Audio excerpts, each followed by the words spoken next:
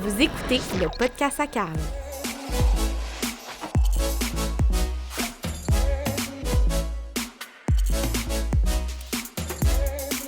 Une production d'Hugo Isabelle.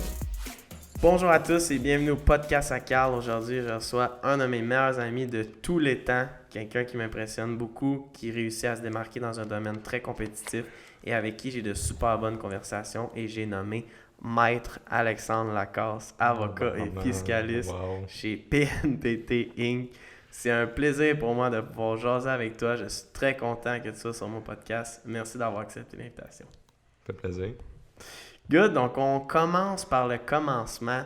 Raconte-moi le début de ta carrière ou même un peu avant. Parle-moi de tes raisons d'avoir fait tes études en droit. Mes raisons, ou je commence de où? Du secondaire, comme? Ouais, mais tu sais, J'ai pourquoi fait t'as après le poussé en secondaire. droit, ouais.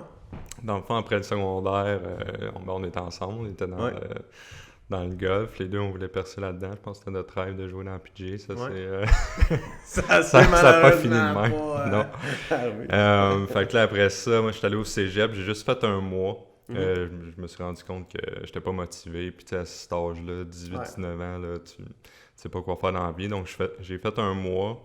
Après avoir vu mes premières notes en français, là, je me suis dit, OK, non, je vais tout couler mes cours. Fait que là, après ça, j'ai décidé de faire un DEP en réparation de caravane. Hey, ça, c'est la merde. Ouais. Pendant 9 mois, je me suis dit, pourquoi là, je ferais 6-7 ans d'études à l'université alors que je peux faire juste un DEP, comme, puis bien gagner ma vie quand même. C'est sûr, je voulais pas être un réparateur de caravane, là, mais peut-être être électricien ou quelque chose comme ça. Mais après seulement 9 mois, puis après un stage là, de 2 semaines, là, ça m'a vraiment poussé à continuer mes études pour avoir des bonnes notes. Puis, ensuite, je suis allé au cégep du Vieux-Montréal. Donc là, c'est ça, j'étais motivé. J'étais allé au Vieux-Montréal justement parce que je connaissais personne. T'sais, à Édouard, je connaissais pas mal de monde, puis je voulais pas être dérangé. Je voulais avoir des bonnes notes. Je savais qu'en droit, il fallait avoir des bonnes notes pour rentrer. J'ai eu des bonnes notes. J'ai été accepté là, aux 2 places que je voulais aller, là, soit à Laval, soit à Sherbrooke. J'étais allé à Sherbrooke, puis j'étais dans le droit MBA là-bas, donc je faisais ma maîtrise en administration des affaires en même temps de faire mon bac. Ouais. Donc c'était un bac de 4 ans au lieu de 3. Mais pendant mon bac, j'ai travaillé longtemps pour mon père. À chaque fin de semaine, je travaillais pour lui. Lui, il est avocat aussi là, en droit de la famille puis en droit de la construction. Puis c'est là que j'ai vu que une maîtrise en administration des affaires, moi, ça allait pas m'apporter grand-chose. Je savais que je voulais être avocat d'un petit cabinet puis travailler avec mon père. Puis, un MBA, c'est vraiment pour ceux qui veulent être CEO d'une grosse business. Il faut qu'ils connaissent le marketing, les ressources humaines, etc. Il faut qu'ils connaissent un peu de tout. Puis je trouvais que ça allait pas me servir à rien. Donc j'ai lâché l'MBA, j'ai fini mon bac de 3 ans, j'ai fait mon barreau 4 mois. J'ai fait mon stage pour l'associé à mon père qui était fiscaliste pendant 6 mois. Puis c'est là que j'ai eu la piqûre pour la fiscalité. Parce que pendant que je travaillais pour mon père, je me suis vraiment rendu compte que le droit de la famille, le droit de la construction, c'était pas pour moi. J'étais plus un entrepreneur, puis je voulais plus être, je sais pas comment le dire, mais accompagner un peu les entrepreneurs au niveau des chiffres et tout ça. Ouais. Fait que plus c'est analytique. Ça que c'est ça qui t'a vraiment poussé dans le fond après à aller justement faire ta maîtrise en fiscalité. Ouais. Mais au début, pourquoi j'ai fait mon bac en droit, je pense que c'est vraiment parce que mon père était là-dedans. Il me parlait de ses procès, puis ça avait l'air cool. Puis veux pas, c'était la porte d'entrée facile pour moi. Mon père était avocat, puis je me suis dit, je savais pas trop quoi faire. Donc, je me suis dit, un bac en droit, ma mère va être fière que j'aille ça. Fait que ça paraît bien. Puis, mais au début, c'était un plus pour ça. Puis, plus vers la fin, je me suis rendu compte que j'étais pas un gars vraiment de litige. C'est pour ça que j'étais content de vraiment trouver ma voie plus en fiscalité, là, avec les chiffres et les entrepreneurs. Ensuite, c'est ça, en faisant mon stage pour un avocat fiscaliste, là, on faisait des réorgs, on faisait des documents juridiques pour aider nos clients à sauver de l'impôt, des choses comme ça. Fait que veux pas, t'as pas le choix d'avoir une maîtrise en fiscalité, c'est pas obligatoire, là. Mais ceux qui l'ont pas, ils font des stages dans des gros bureaux pour l'apprendre par eux-mêmes. Mais comme moi, étant donné que je suis parti comme ça, il faut peut-être la formation, là. Fait que là, le gars qui voulait faire un DEP parce qu'il voulait pas faire 6-7 ans d'école, université, il a fait combien d'années d'université? Mais tu t'arrêtes jamais, là. Étant avocat, faut que tu fasses, je pense, 30 heures à chaque 2 ans de formation. Plus là, En 2020, là, je vais officiellement finir mon essai de maîtrise, puis j'ai pris 2 cours en évaluation d'entreprise aussi de l'Institut des experts en évaluation d'entreprise. Fait que, j'essaie de jamais arrêter là, et finalement, j'aime ça. C'est bon, ça. Tu te gardes la formation, tu te gardes à jour, c'est encore mieux. Donc, souvent, les gens, on en parle, on en a déjà parlé, ils oublient que d'être avocat, puis surtout à son compte comme toi, c'est aussi de vivre la vie d'un entrepreneur. Là, trouver des nouveaux clients, faire du développement des affaires, faire de la comptabilité, tout le train-train quotidien. Est-ce que tu peux me parler un peu à quoi ça ressemble pour toi, ta gestion de temps, tes horaires, ta structure que tu as en ce moment? Oui. Dans le fond, moi, je travaille quasiment 6-7 jours par semaine. Puis, je suis comme un entrepreneur. Là, dès que je me lève, je fais juste penser à comment m'améliorer. Je lis des livres là-dessus, etc. Puis, j'ai le même job qu'un entrepreneur. Faut que je fais au moins 40% de ma semaine est consacrée quasiment au développement des affaires, à faire des rencontres. C'est sûr que moi, c'est pas mal différent parce que je vends mon temps un peu, je vends mon savoir. Je vends pas un produit ou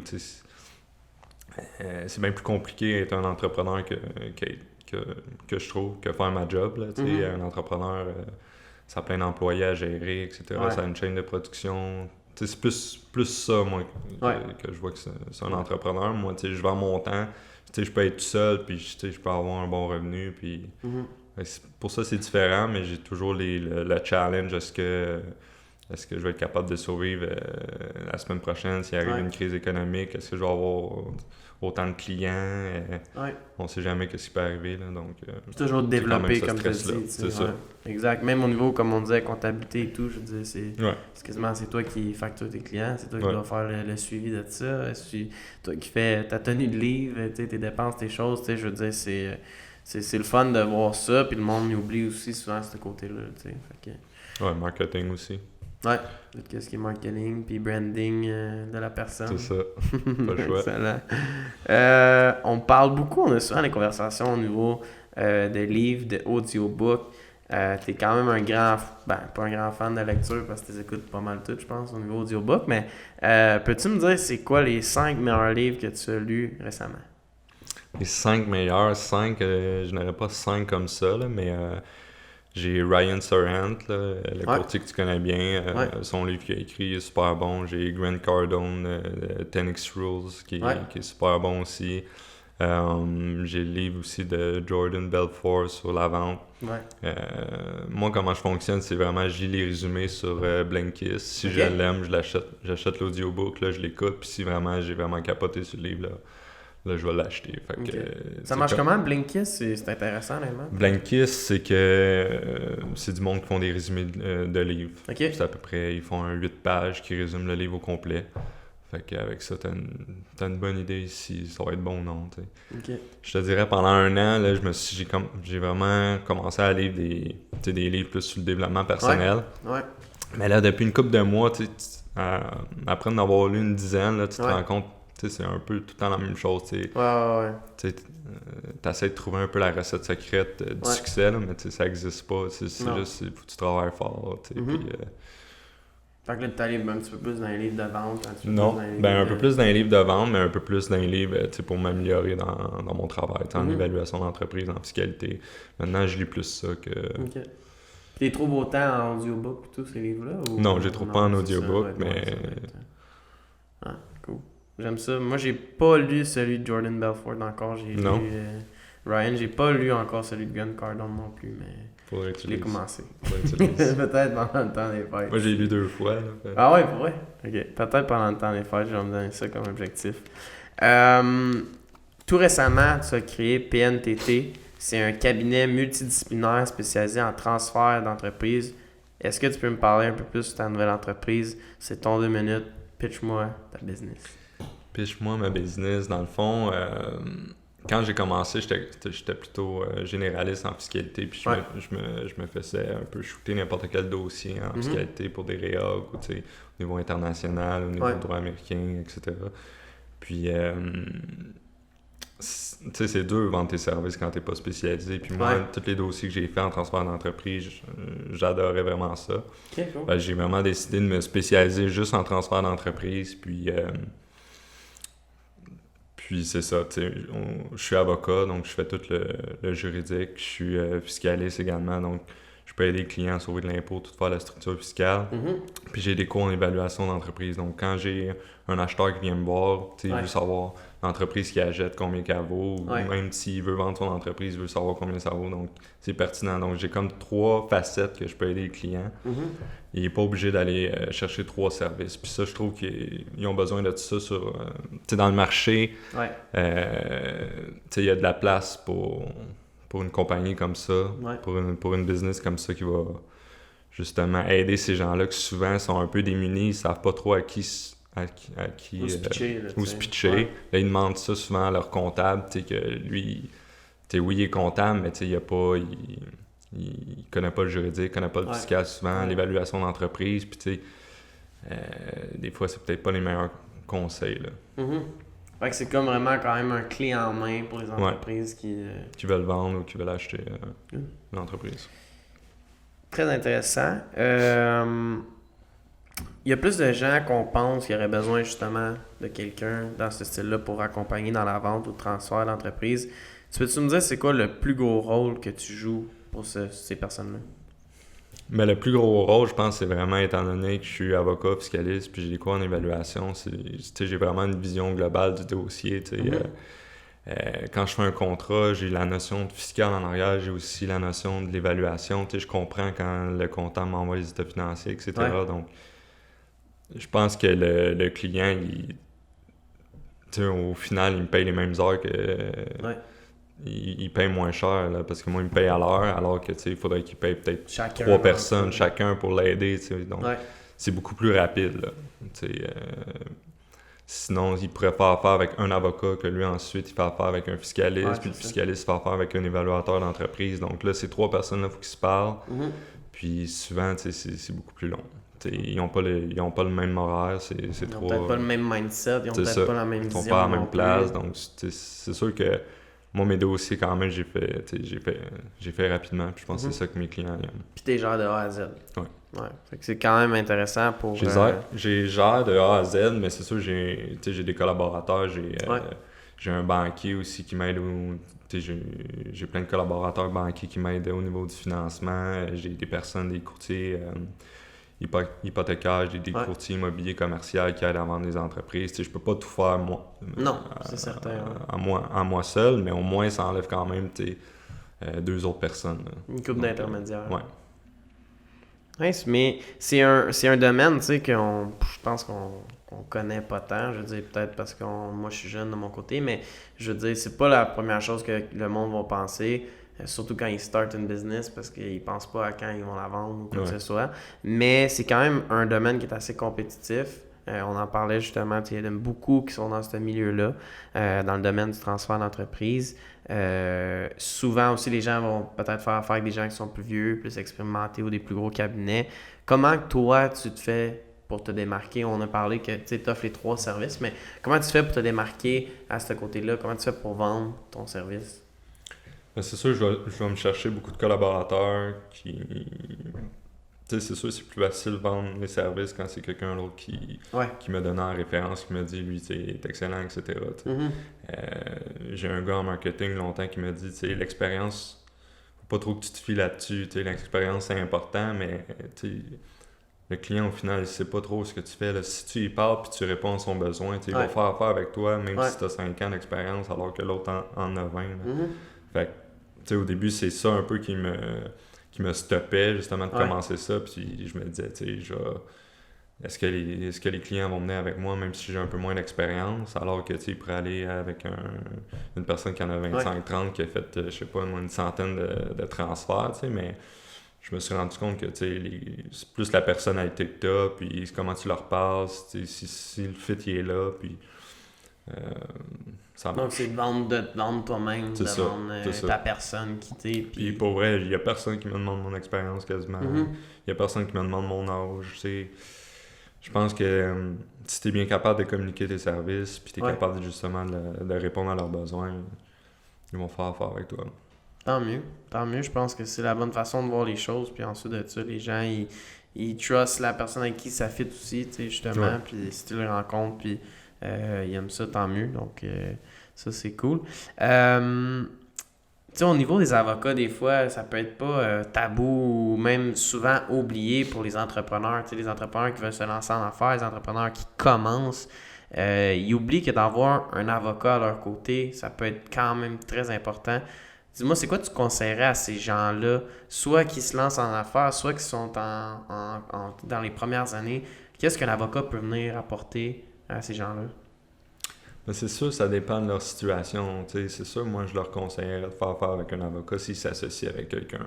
Les fameuses conventions entre actionnaires, les conventions de société en nom collectif, toutes ces choses-là. Si tu t'associes avec quelqu'un, ça prend un bon avocat, ça prend des documents légaux solides, parce que si tu n'as pas de contrat, qu'est-ce que tu fais si tu te chicanes avec l'autre, puis là, tu t'as bâti une technologie, tu sais c'est qui, ça appartient à qui, etc.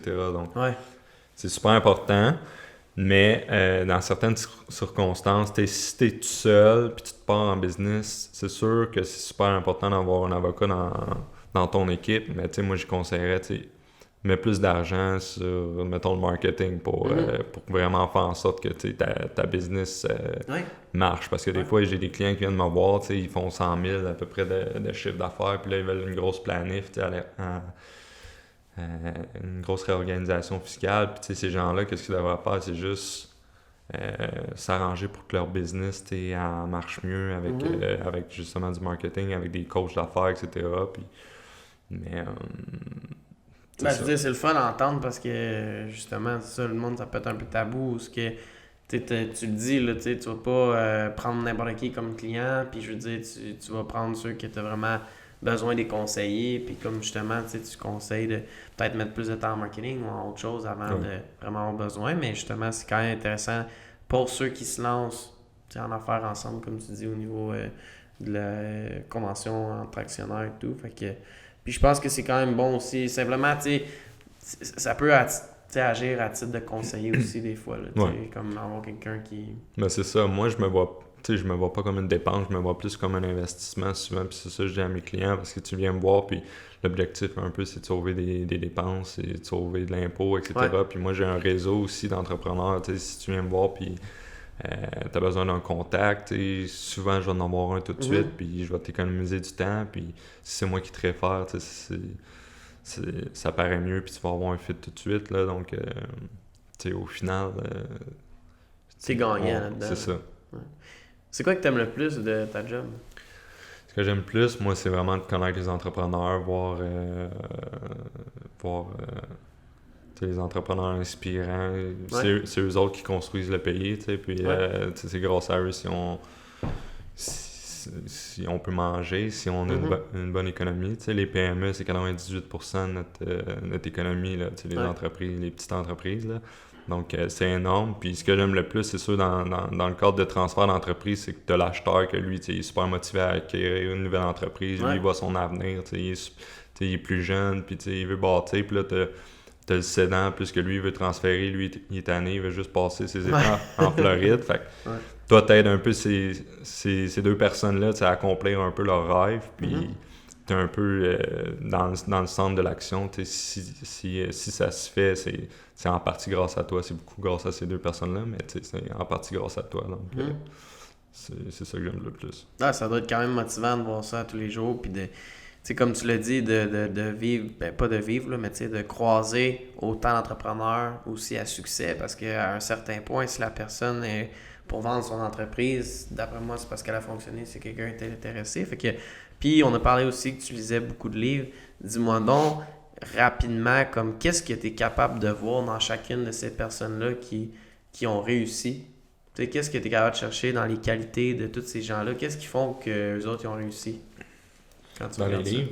Dans les livres ou dans les entrepreneurs, tu sais, que tu vois, c'est quoi les qualités que ces personnes-là, tu es capable de remarquer dans eux ou quand tu travailles avec eux ou quand si tu leur éthique de travail, si tu le respectes, c'est quoi que tu vois un peu partout, là? Moi, je pense que pour avoir du succès, il faut que tu sois vraiment passionné. Il ne faut pas que tu comptes les heures. C'est ça, un entrepreneur. Si tu as une mentalité de salarié, ça ne fonctionnera jamais. Là, si tu veux avoir ton 5 semaines en partant de vacances, ça ne marchera pas. Là, puis, parce qu'il faut tout le temps que tu te dises qu'il y a quelqu'un d'autre qui fait comme 80 heures semaine et que c'est ton compétiteur. Donc, Faut que tu mettes les bouchées là. Faut tout le temps que tu essaies d'en apprendre plus, faut que tu innoves, puis faut que tu sois discipliné. Puis, ça, t'es capable de. Tu le vois dans tous les entrepreneurs un peu à succès que tu suis ou. Que je suis, non, tu sais. Je peux pas, mais. Mais plus, mettons. Ceux qui réussissent, mettons. C'est ça. Tu le vois que c'est des gens passionnés là, quand tu leur parles. Puis, c'est ça. Souvent, sont obsédés un peu par ce qu'ils font. Ils sont vraiment focusés sur leur objectif. Ils ont confiance en eux. Puis ils savent que ce qu'ils font, ils aiment ça. Puis ils feraient rien d'autre. Comme moi, quand je suis parti à mon compte, j'aurais pu avoir un job. Je sais pas moi, à 80 000 en partant, puis j'ai décidé de me lancer, puis la première année, je pense que j'ai fait 20 000, mais je savais, moi, que j'étais un entrepreneur, puis j'aimais pas ça avoir un boss, puis j'aimais ça tout gérer, puis je préférais gagner 20 000 que de gagner 80 000, puis de rien choisir, là. Ah, puis t'étais plus heureux là-dedans, c'était à toi, puis à tous les jours, quand tu travaillais, tu sentais que tu faisais avancer ta propre business. Ça, pour être un entrepreneur, je pense que c'est comme ça, faut que tu te sentes, là, quand tu travailles. J'aime ça. J'aime vraiment ça. Je pense que tu connais ça. Ouais, les heures, on peut pas les compter, non, exactement. Mais dans ta jeune carrière, parce qu'on s'entend, t'es quand même jeune encore, est-ce que tu as des personnes qui ont joué un rôle de mentor pour toi ou qui t'ont aidé à te rendre aujourd'hui? J'ai jamais eu de mentor, mais tu sais, veux pas, j'ai eu mon père que j'ai vu comment il gérait sa business. Je me suis associé aussi pendant un an à une avocate fiscaliste, donc j'ai vu aussi comment qu'elle gérait, comment qu'elle faisait ses dossiers. J'ai fait mon stage pendant 1 an et demi avec un autre avocat fiscaliste. Fait que c'est des personnes que tu vois un peu comment ils travaillent, tu vois un peu leur mindset, puis tu prends une partie d'eux à chaque fois. Donc moi, c'est comme ça que je fais. J'ai jamais eu de mentor, mais je m'entoure de plein de collaborateurs qui m'aident là, pour me perfectionner. Puis tu as pris un peu de chacun pour un peu maintenant jouer un rôle sur quitter en ce moment. Là. C'est ça. Des fois, je me dis, j'aurais peut-être aller me chercher un mentor qui est avocat fiscaliste, un peu comme moi, qui fait la même chose, mais en même temps, je me dis, ceux qui ont des mentors, ils doivent un peu copier qu'est-ce que... Fait que tu développes pas vraiment ta propre personnalité. Moi, personnellement, puis j'en ai déjà parlé dans un autre de mes podcasts, puis je te pose la question, puis tu me dis qu'est-ce que tu en penses, mais tu sais, tout ce qui est audiobook, justement, tout ce qui est podcast, tout ce qui est vlog, avec les ressources qu'on a en 2020 au niveau du numérique, pour moi, on dirait que c'est comme ça un peu les mentors. Je sais pas qu'est-ce que toi t'en penses, mais tu sais, les personnes qu'on suit sur ces réseaux sociaux-là, justement, puis YouTube, puis les podcasts, puis tout, pour moi, ça devient un peu un type de mentor, puis c'est là que je vais chercher mon information. Je sais pas qu'est-ce que toi tu penses de ça. Ou... Je suis d'accord, tu sais, ça dépend des domaines, tu sais, en vente, en marketing, tu sais, oui, j'écoute des podcasts, j'ai des livres là-dessus, développement personnel, tu sais, c'est facile aujourd'hui d'aller chercher des mentors dans ce domaine-là, mais tu sais, comme moi, mettons, avocat fiscaliste, puis en droit, tu sais, ça existe pas vraiment des podcasts là-dessus, puis fait faut que je m'entoure de collaborateurs là, pour me perfectionner, puis il faut que je suive des cours, etc. Donc, ça dépend, je pense, des domaines dans c'est vrai, tout à fait, oui. Okay. Peut-être que ça va être toi qui vas lancer le premier podcast dans le domaine. Mais mon premier podcast aujourd'hui avec toi. Premier podcast aujourd'hui, live. À date, ça se passe bien. Donc, est-ce que tu aurais des conseils à donner à des gens qui aimeraient ça se lancer dans le droit, puis de 2 à des gens qui aimeraient pas faire ça, puis de 2 des gens qui aimeraient se lancer en affaires? Pour ceux qui veulent se lancer en droit, c'est sûr que moi, mon bac, j'ai pas été impressionné. Là, pendant 3 ans, tu fais juste mémoriser des articles de loi, puis c'est vraiment pas représentatif, mettons, de la pratique. Fait que pour ceux qui veulent se lancer, mettons, en droit, faut pas qu'ils se fient sur leur bac pour qu'est-ce qu'ils vont faire en pratique, tu sais. Donc ça, ce serait mon premier conseil, tu sais. Passer au travers de votre bac, puis tu sais, essayer d'avoir quelques stages, puis travailler peut-être avant, là, faire 1 ou 2 journées dans un cabinet, voir vraiment c'est quoi la réalité, là. Puis tu sais, c'est pas les films non plus, là, c'est pas les séries où tu vois qu'ils sont toujours en procès. C'est ça, c'est pas Suits, là. C'est pas Suits, là. C'est pas le scratch à tous les jours, puis... Non. Il y a plus que quasiment toute ta journée, tu passes à lire des dossiers puis des documents dans ton bureau, là. Fait que, tu penses que le nombre d'étudiants en droit a augmenté depuis que Suits existe? Ouais, c'est sûr. C'est sûr, hein? Puis le nombre de monde qui ont arrêté après un an aussi a augmenté. Good. Ton autre question, c'est le Ouais, droit c'est au niveau des gens qui se lancent en affaires, qui commencent leur entreprise, qui font le sacrifice, comme tu as dit, à la place d'aller chercher une job facile à 80 000, puis de travailler pour quelqu'un, mais de lancer ton entreprise, puis faire peut-être 20 000 à la première année. C'est quoi ton conseil que tu leur donnerais à eux? Mais je pense qu'il faut vraiment qu'ils sentent intérieurement qu'ils sont, comme on le dit souvent, là, sur leur X, là, qu'ils sont passionnés par ça, puis qu'ils se verraient pas faire n'importe quoi d'autre, là, parce qu'il va y avoir des moments plus difficiles, puis c'est à ce moment-là, justement, que c'est à cause de la passion que tu vas continuer.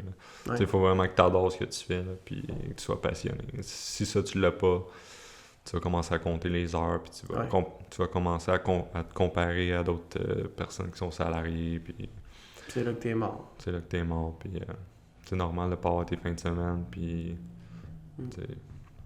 En gros, si on recap un peu le podcast, ça prend des gens passionnés, ça prend des gens qui comptent pas les heures pour réussir, selon toi.